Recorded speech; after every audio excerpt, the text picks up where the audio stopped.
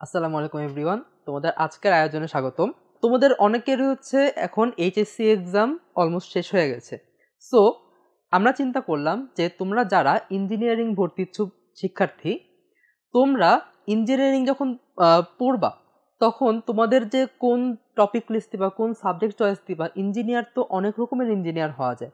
That's why আমরা যারা engineer already হতে যাচ্ছি, সো আমরা চিন্তা করলাম যে তোমাদেরকে একটা সাবজেক্ট রিভিউ দেই, যে আমাদের যে ইঞ্জিনিয়ারিংয়ের ক্ষেত্রে যে ডিপার্টমেন্টগুলো আছে সেগুলোর রিভিউ কীরকম হবে। সো আজকে আমি তোমাদের সিয়াদ ভাইয়া চলে এসেছি মেকানিক্যাল ইঞ্জিনিয়ারিং রিভিউ ক্লাস নিয়ে।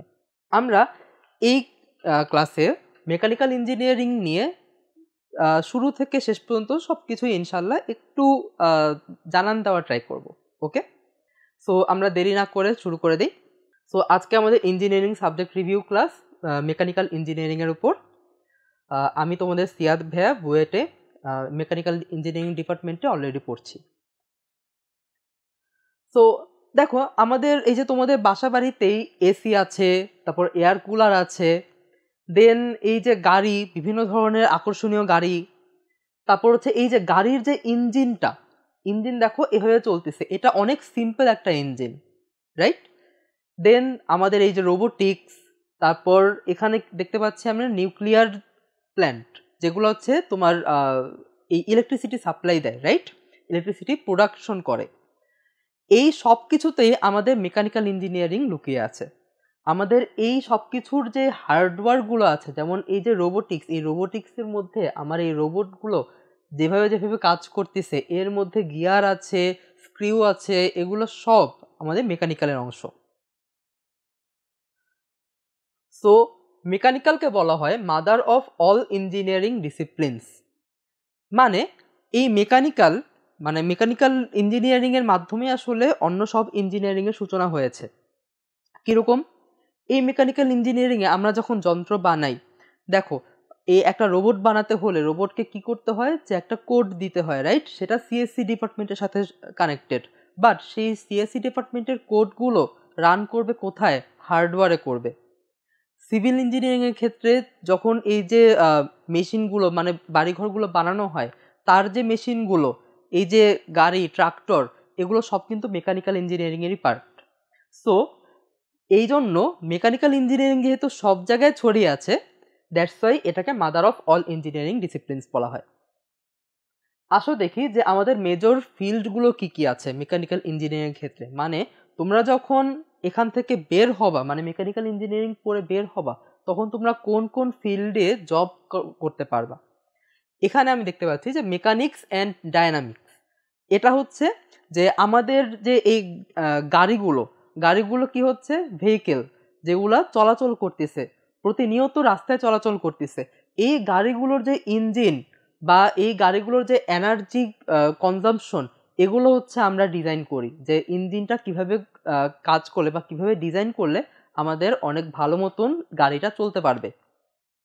তারপর কি আছে? Thermodynamics and heat transfer.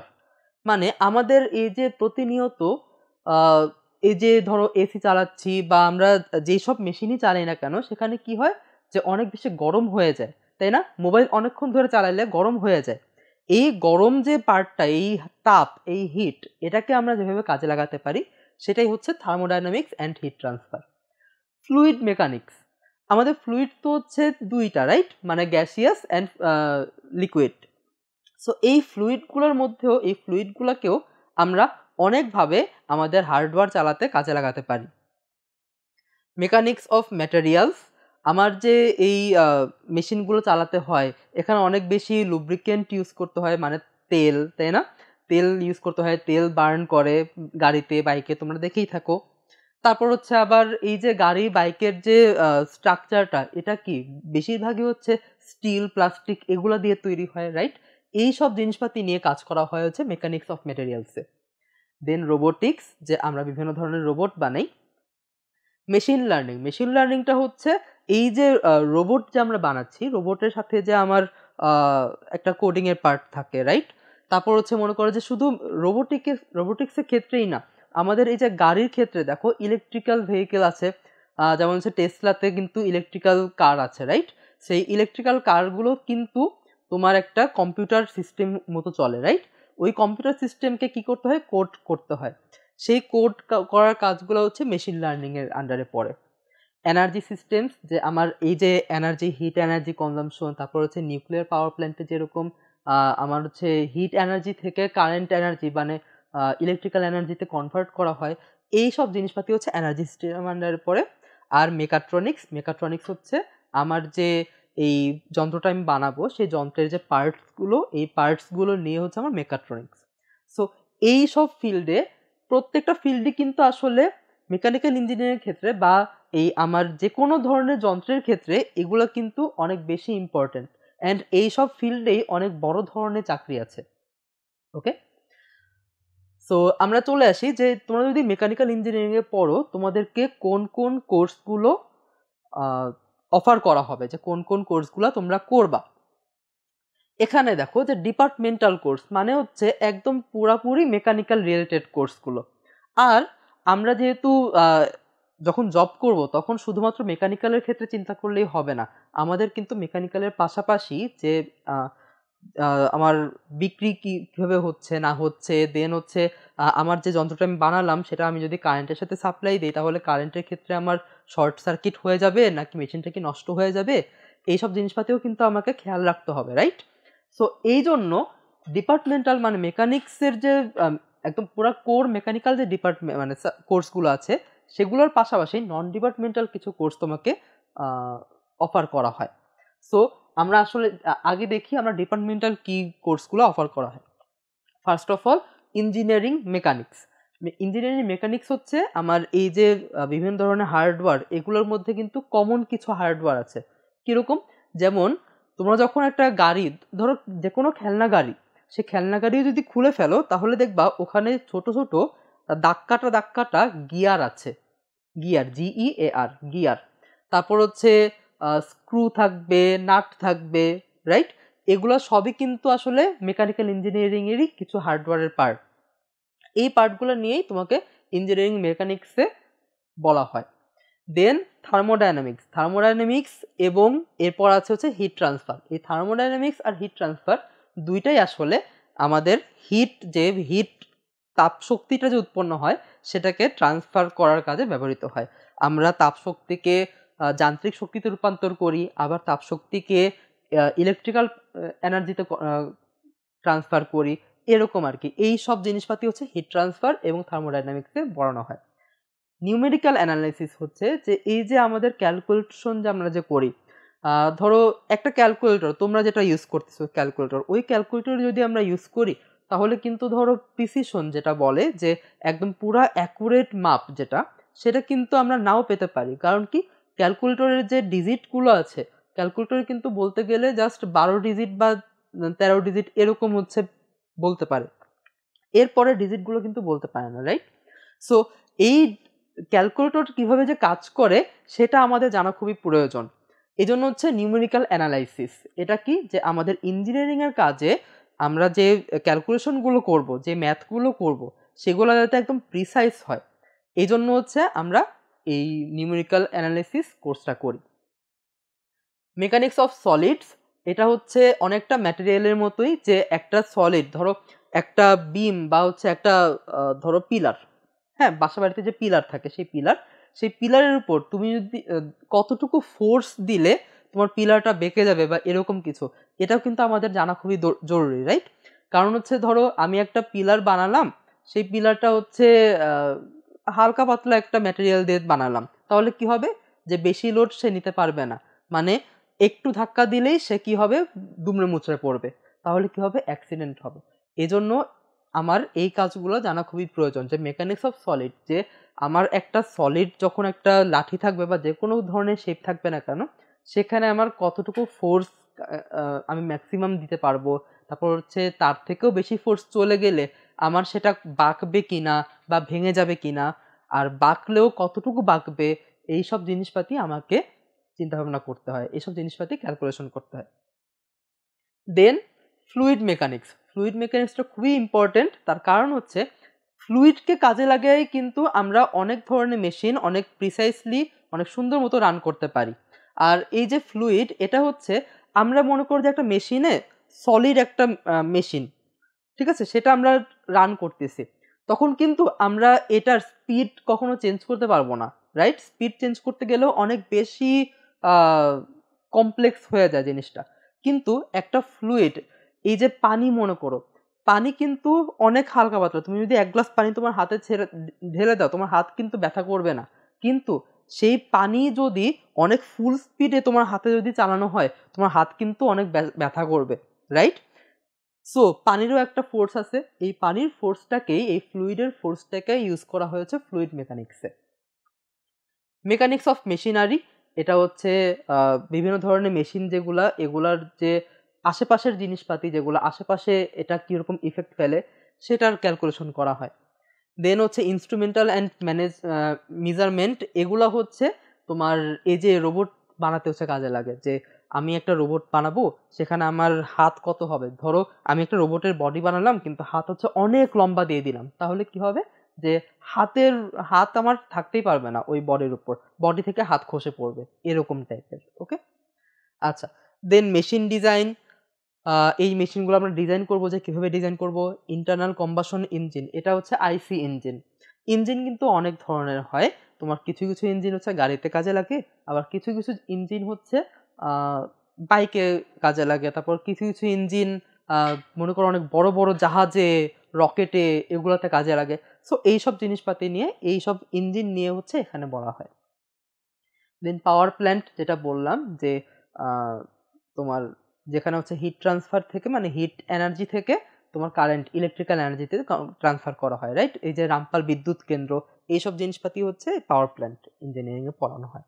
Aerodynamics, এই যে মনে করো যে একটা প্লেন, তুমি যদি একটা প্লেন বানাতে চাও, তোমার কিন্তু অনেক কিছু চিন্তা ভাবনা করতে হবে, যে আমার পাখাটা কতটুকু বড় দিতে হবে বা পাখাটা কতটুকু অ্যাঙ্গেল করে দিতে হবে, এগুলো সব হচ্ছে অ্যারোডাইনামিক্সে পড়ানো হয়।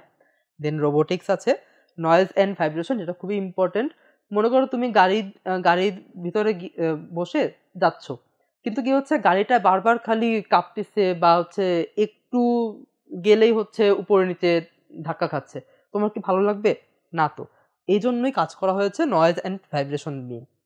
কন্ট্রোল ইঞ্জিনিয়ারিং, তোমার গাড়িটা যে যাচ্ছে সেই গাড়িটাকে তুমি কন্ট্রোল করবা, রাইট?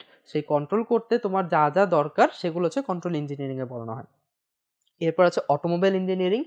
অটোমোবাইল ইঞ্জিনিয়ারিংটাই হচ্ছে মেকানিক্যালের একটা মেইন আকর্ষণ। তার কারণ হচ্ছে যে এই যে অটোমোবাইল ইঞ্জিনিয়ারিং, এইটারই রিলেটেড তোমার বিদেশে অনেক বেশি মেজর একটা জব সেক্টর রয়েছে। অটোমোবাইল ইঞ্জিনিয়ারিংয়ের আন্ডারেই তোমার এই যে কার্স, বিভিন্ন মডেলের কার্স, তারপর হচ্ছে বিভিন্ন মডেলের বাইক, এগুলো হচ্ছে ডিপেন্ড করে। ওকে, আচ্ছা। মেকানিক্যাল ইঞ্জিনিয়ারিং ড্রয়িং, এই জিনিসটা হচ্ছে যে তুমি একটা মেশিন বানাবা, এখন সেই মেশিনে হচ্ছে তোমার তো মেশিন পার্ট লাগবে, এখন পার্টগুলো তো তুমি তো মেশিন আবিষ্কার করতেছো, রাইট? তুমি একটা ইঞ্জিন ডিজাইন করতেছো, নতুন করে ইনভেন্ট করতেছো।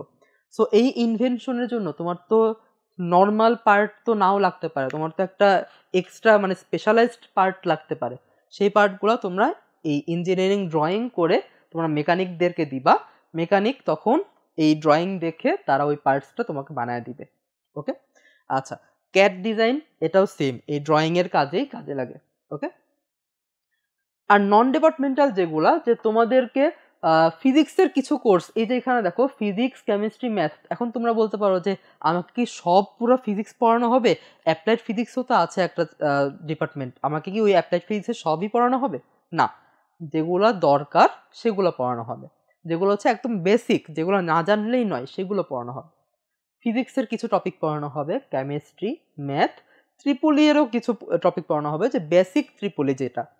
দেন ফাউন্ড্রি অ্যান্ড ওয়েল্ডিং, এটা হচ্ছে দেখো তোমরা ওয়েল্ডিং তো দেখেই থাকো, যে একজন হচ্ছে মুখোশ পরে তারপর হচ্ছে আগুন দিয়ে হচ্ছে কিছু একটা জোড়া লাগায়, রাইট? সো এই জিনিসটা কিন্তু আমাদের মেকানিক্যাল ইঞ্জিনিয়ারিং ক্ষেত্রে খুবই বেশি ইম্পর্টেন্ট, কারণ আমরা হার্ডওয়্যার নিয়ে কাজ করি, রাইট? সফটওয়্যার না। দেন অ্যাকাউন্টিং, ইকোনমিক্স, এই দুইটা হচ্ছে আমাদের, এই যে ধরো আমরা একটা ইনভেন্ট করলাম, ধরো টেসলা কারেই তুমি চাকরি করতেছো, তুমি একটা ইঞ্জিন বানিয়েছো, সেই ইঞ্জিনের দামই হচ্ছে পড়ে গেছে মনে করো যে অনেক বেশি টাকা, তাহলে ওই ইঞ্জিনকে কেউ কিনবে না কিন্তু।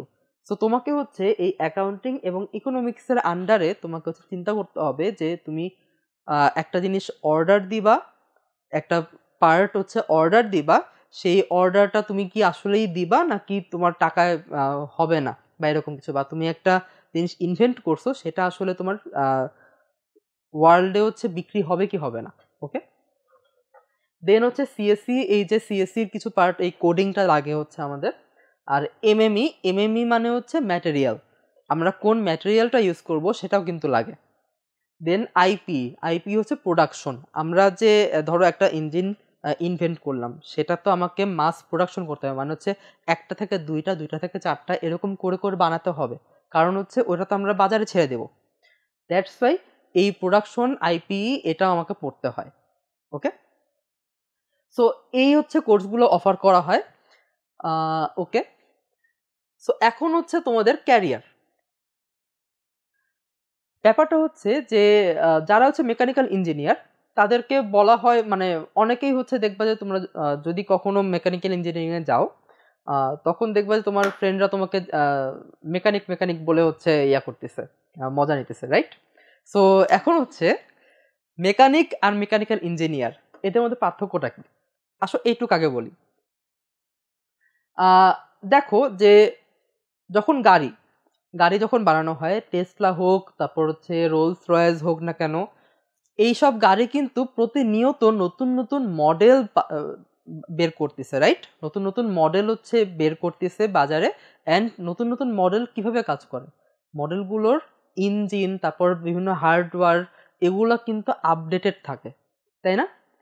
এখন তোমরাই চিন্তা করে দেখো যে একটা মেকানিক যে হচ্ছে গ্যারেজে কাজ করে, সে কি এই আপগ্রেডের কাজটা করতে পারবে?